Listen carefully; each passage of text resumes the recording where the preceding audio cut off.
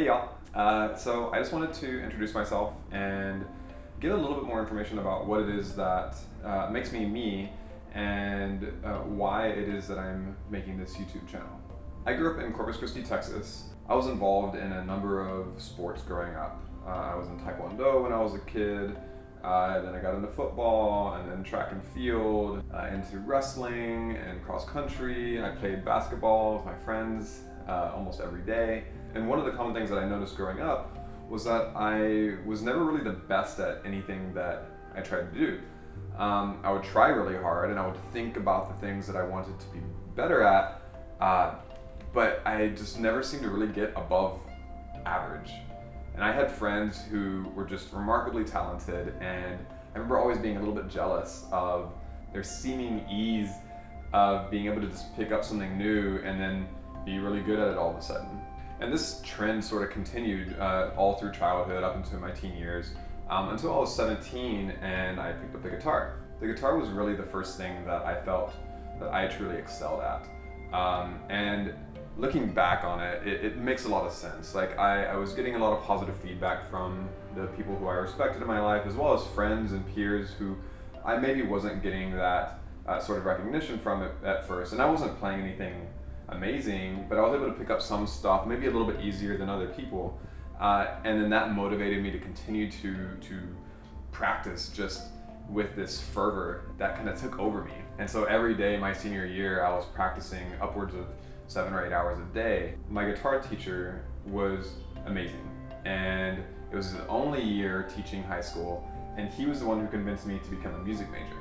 So after high school, I studied music, and I started teaching, and I performed on the side, and really my whole life sort of revolved around guitar.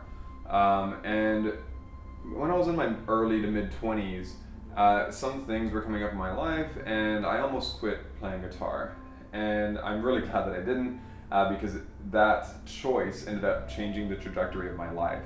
When I was 22, I ended a long-term serious relationship, and I didn't really know what to do with myself. I had been studying with the same teacher for a really long time. I didn't really feel like I was making any more progress with them. I wasn't as motivated to continue to develop myself in music or really much of anything at that point, until a friend convinced me to audition to the San Francisco Conservatory of Music. So I took his advice and I prepared for a year.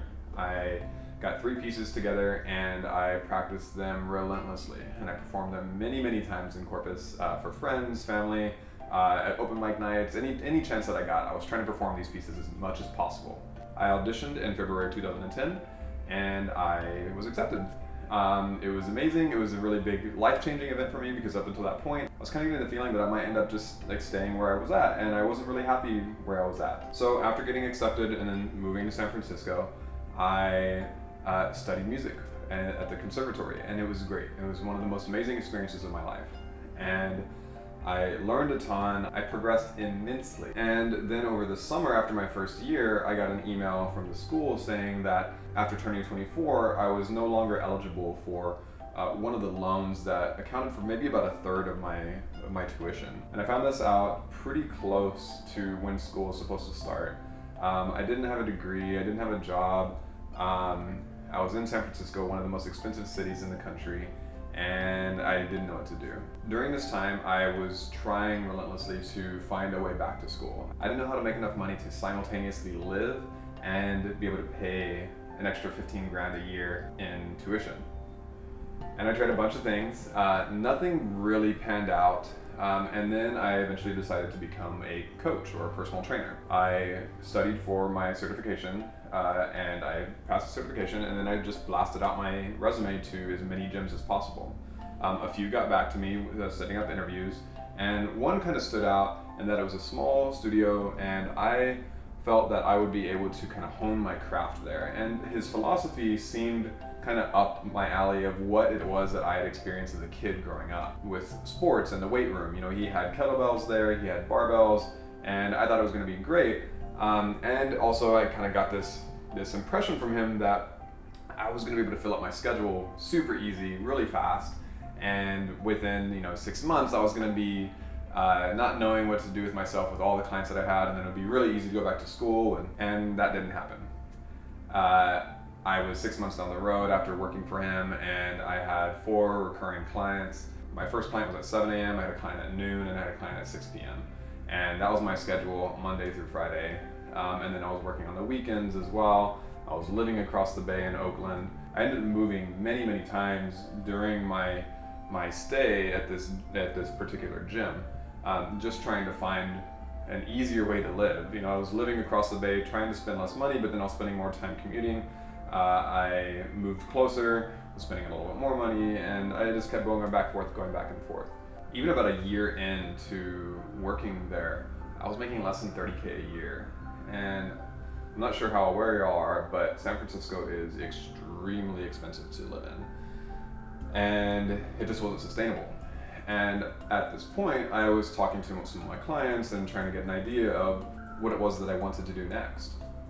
And I kind of fell into this trap, getting feedback from my clients that, hey, you're a really good coach, you should start your own gym. And I didn't really understand how different those skill sets were, being a coach and being a gym owner. But I pursued it, and I found a few business partners who were able to help with some of the financial investment, and then we found a few other investors to help start the project. And we spent about 6 months preparing for it. And this was all during my off time. You know, I was working full time, and then we were meeting late at night trying to get whatever it was that we could get done in the limited time that we had. And then I would go home and I would work on it some more. I wasn't sleeping very much. It was a very busy but really exciting time. Eventually, after 6 months of working really hard to try and get this off the ground, we found a location, we signed a lease, and in November of 2014, we opened SF Iron. So it's been a little bit over 5 years now since I've been a business owner. A lot has changed. I've learned a ton. The biggest things I think I've learned is that I know very little about a lot of things, and that's okay.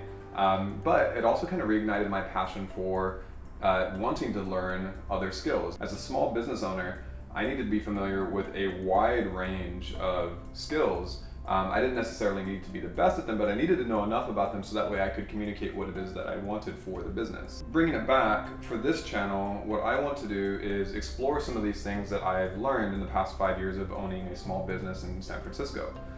I would also like to talk a little bit about stuff that I learned prior to that, you know, because a lot of the things that led me into being a business owner was my life experience prior to becoming a coach.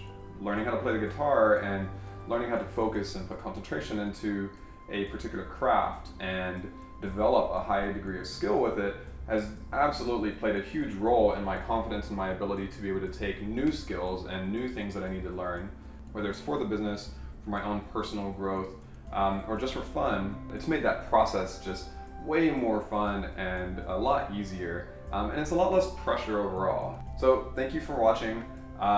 If any of this sounds interesting, if learning new skills is something that you would like to learn how to do better, please give this video a like and subscribe, and I'm looking forward to seeing y'all next time. Bye.